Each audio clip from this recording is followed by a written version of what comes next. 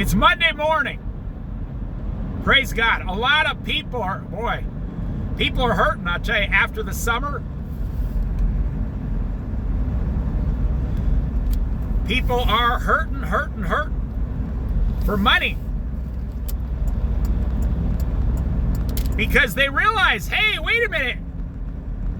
This is October already. What the hell happened? Next month is Thanksgiving. What happened?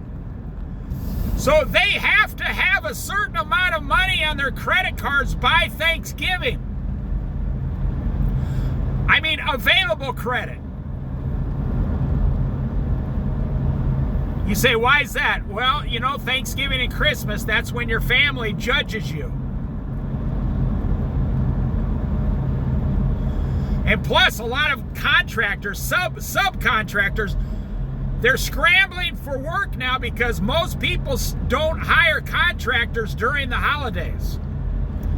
So the available jobs are much less. I mean, you don't want someone working on your house during Thanksgiving and Christmas when the family's coming over. No. You say, well, we'll do that after the first of the year. So contractors who need to make about $10,000 a month to survive, I mean, in a real business with just one employee.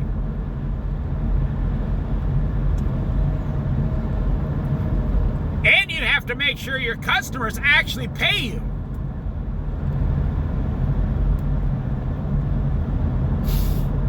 So they're scrambling now. That's why you see some of these people passing me at 70 miles an hour like crazy, or 65 at least. The speed limit's 55. They're going 65. They're in the summertime, the spring, summer, and fall, there's lots of jobs. As soon as October hits, people aren't going to get jobs.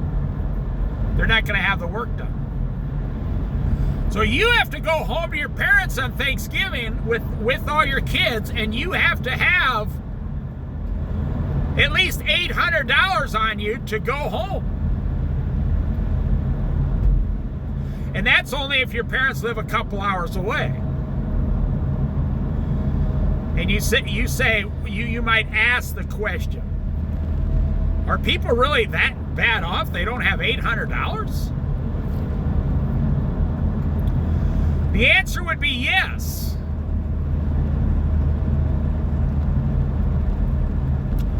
People don't have $800. I wish they did, but they don't.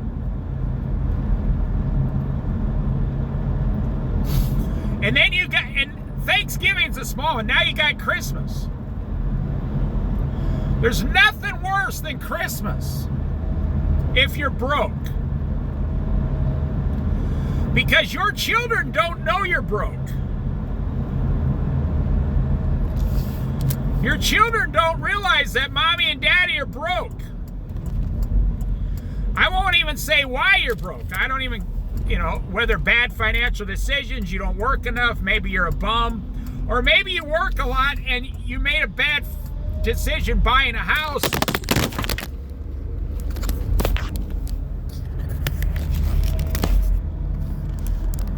But whatever the reason is, you're broke and your children don't realize you're broke.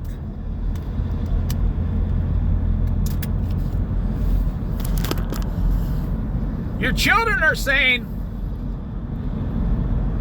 my parents are going to buy me Christmas gifts and get a Christmas tree.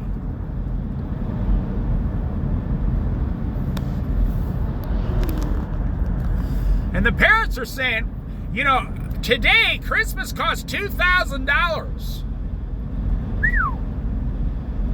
If you have kids and you're an average middle-class American, Christmas costs between $2,000 and $3,000. Well, money don't grow on trees, I'll tell you that.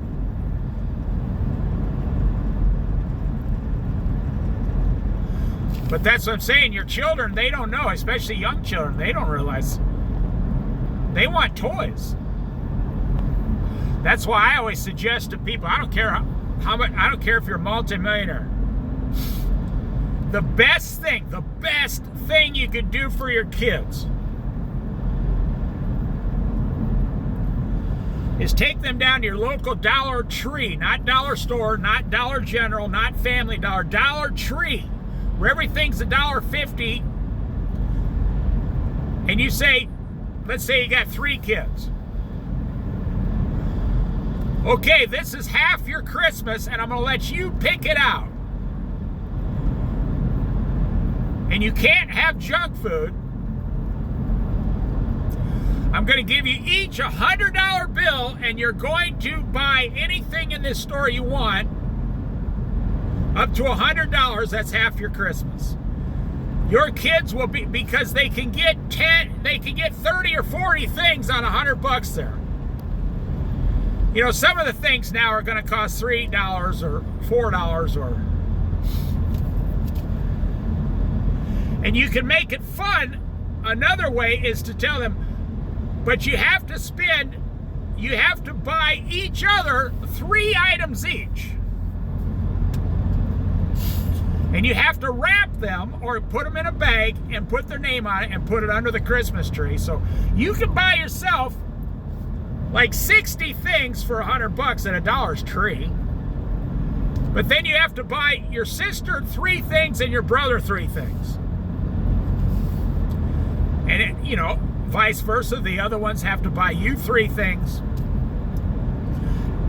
And if you have 3 kids, for only $300, you just made Christmas really fun and exciting.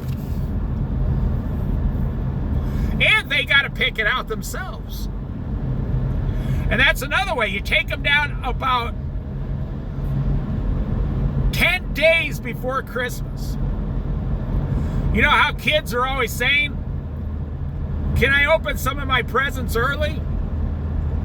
And you're always saying, no, keep your mouth shut.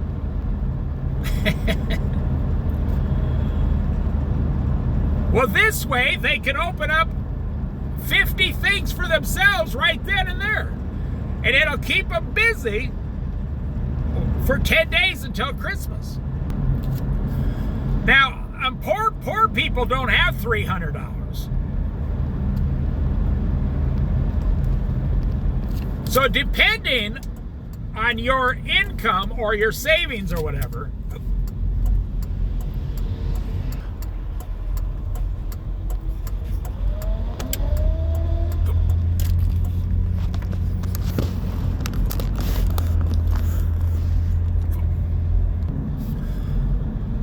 depending on how much money you have,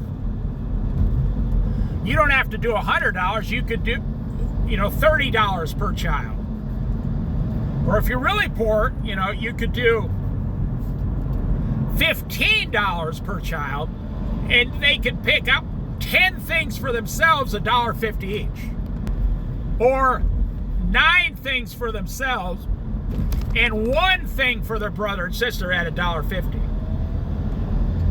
You can still do it, just at a much smaller thing. I mean, most people can afford $100 per child. What child would not love going to the dollar store? They each get their own cart, because you're going to need a cart to put 65 things in it. And the fun thing is, don't tell them. Let them just keep putting stuff in it. Don't let them learn their lesson. They'll get up there and the lady will say, okay, you've already gotten $100. And they'll still have 10 things in their car going, And you tell them, well, you have to put some stuff back. You didn't add it up correctly. You can't get more than 100. And that's how kids learn. I am all for letting kids fail and fall flat on their face. As long as it's not physically harmful. If they're emotionally harmed, that's fine, it's temporary. Spiritually, they'll be growing, getting stronger. As long as it doesn't physically harm them, let them learn. That's what my mom used to do to me. My mom would say, I'd say, hey, can I do this? And she'd say, well, I don't think that's a good idea because I think this is how it will end up. 10 or 12 years old. I'm like, oh, come on, Mom, you don't know what you're talking about. And my mom would smile and say, okay, go ahead. Then she'd say, but remember what your dear mother told you, because I love you. When it doesn't work out, maybe you remember that your mother is smarter than you. And I would say, yeah, I love you, Mom, but you just don't know what's going on in today's world in 1972, man. And she would smile and go, okay. Because it wasn't going to harm me. It was just going to cost me like my 2 weeks of allowance or something. Or I was expecting to go to a friend's house and have fun, and it didn't turn out that way. And it was a big fat waste of time.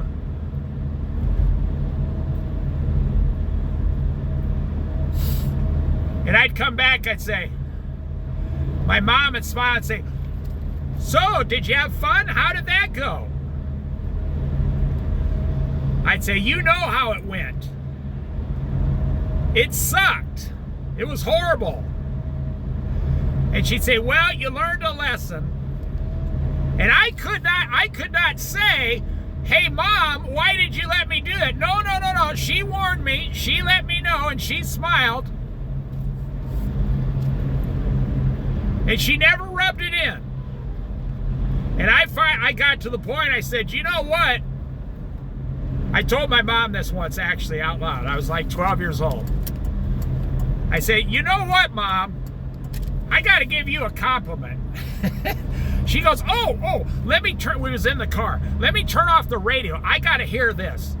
I don't get compliments very often as a mother. Let me, I'm going to really enjoy this. What is it? Because my mother was a funny, country girl. She thought it was hilarious.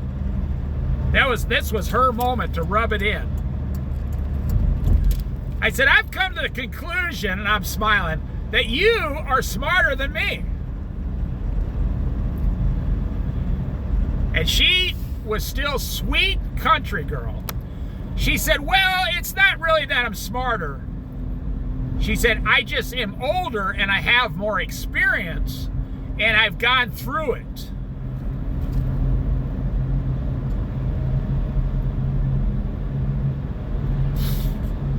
I said, yeah, well, I appreciate you when you tell me that things aren't going to work out, because almost every single thing she said would not work out.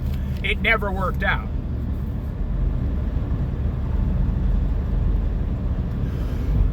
So I told my mother when I was like a little older, I says, I'm going to start using you as my personal advisor, my personal assistant.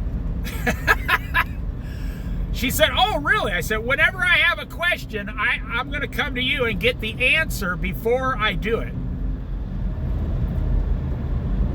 She said, well, your mother's not as, I'm not perfect on everything, but I will try my best.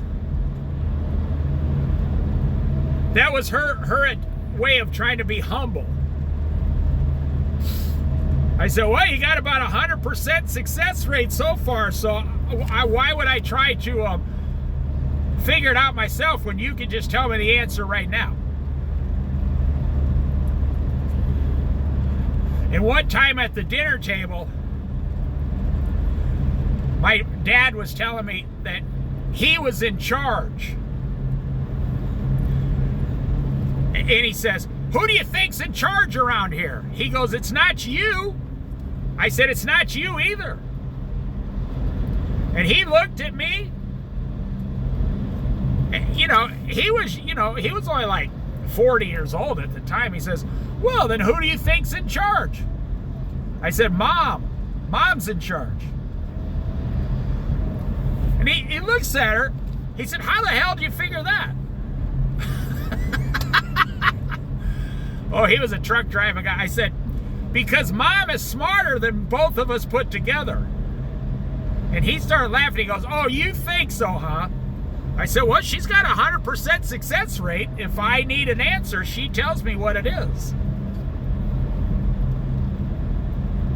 My dad looked at her, and she had a look on her face, and he kept his mouth shut. He was not going to start arguing early Sunday morning with his wife about who was smarter, him or her.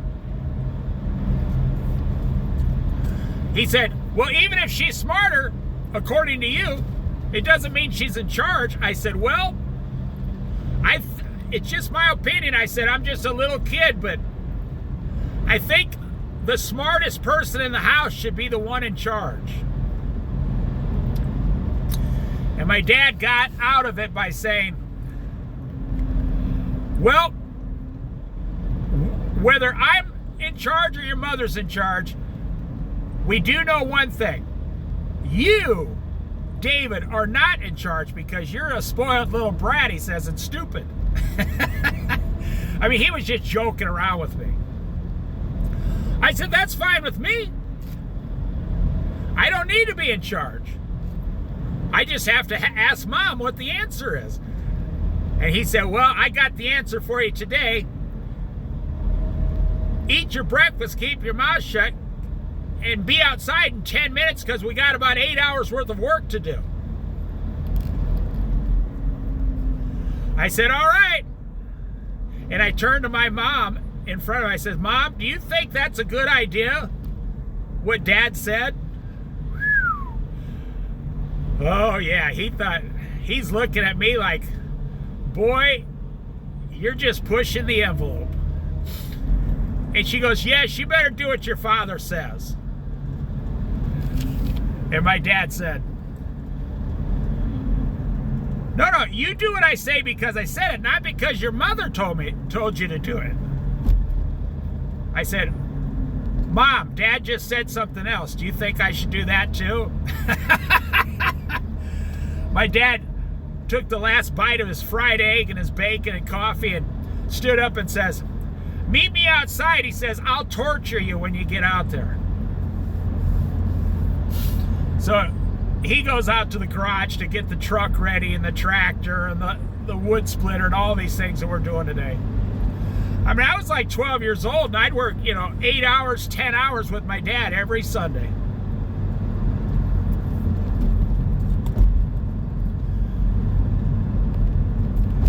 We're in Newport, Oregon. And my dad leaves and my mom goes, David, be nice to your father. He loves you. Be nice to him when you go out there.